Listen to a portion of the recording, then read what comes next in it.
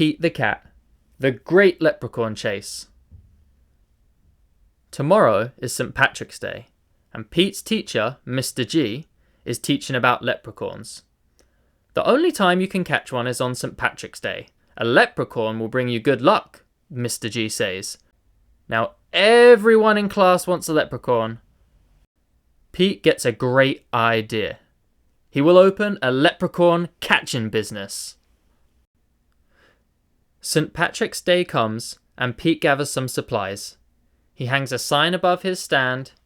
This will be easy, Pete thinks. Squirrel is Pete's first customer.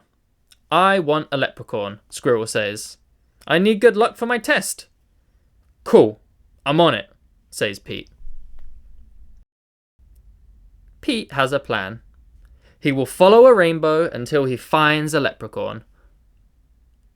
Finally, Pete arrives at the end of the rainbow and finds Clover the leprechaun next to a pot of gold. Pete sneaks up behind Clover. Swoosh! But Clover is too fast.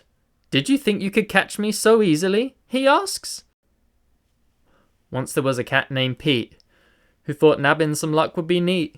Then he happened upon a smart leprechaun who he'll find quite tricky to beat. Clover disappears in a poof of green smoke. Pete will need a new plan. That afternoon, Gus visits Pete's lucky leprechaun catcher. I want a leprechaun, Gus says. I need good luck for my band recital. Pete says, I'll see what I can do.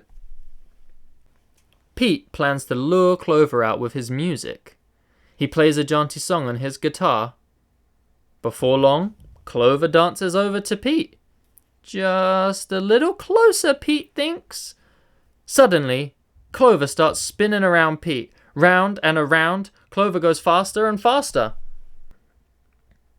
Oh no! Clover wraps up Pete with the rope. Pete has finally met his match. A crafty leprechaun he just can't catch. He'll never win. He better give in or find something else to snatch. That evening, Callie visits Pete's lucky leprechaun catchers. I want a leprechaun, Callie says. I need good luck for my tennis match. Says Pete. St. Patrick's Day is almost over. There isn't much time left to catch a leprechaun, but Pete won't give up just yet. Pete sets a trap for Clover. Before long, Clover tiptoes up to the trap and sniffs the air.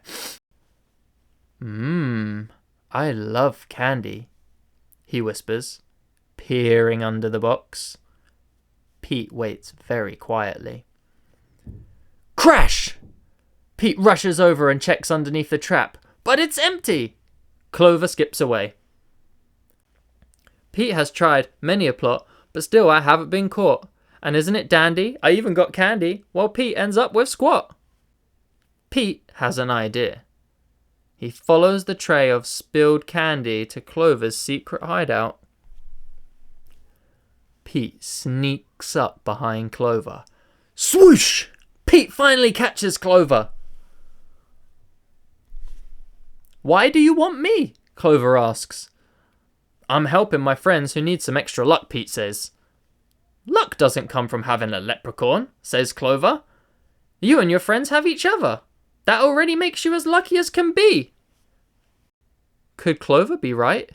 Pete is one very lucky cat. A lucky cat doesn't need a lucky leprechaun.